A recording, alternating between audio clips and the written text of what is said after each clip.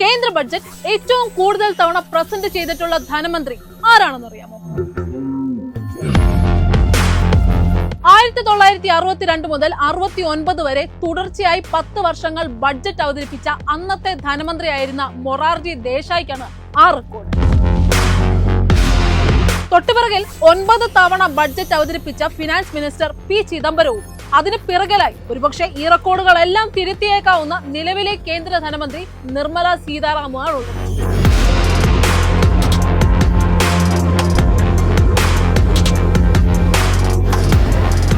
ഇത്തവണ നിർമ്മല സീതാറാം തന്റെ തുടർച്ചയായ 8ാമത്തെ ബഡ്ജറ്റ് അവതരിപ്പിക്കാൻ തയ്യാറെടുക്കുകയാണ്. സുപ്രധാനമായ പ്രഖ്യാപനങ്ങൾ ഉണ്ടായേക്കാവുന്ന ഒരു ബഡ്ജറ്റ് ആയിരിക്കുമോ ഇത്?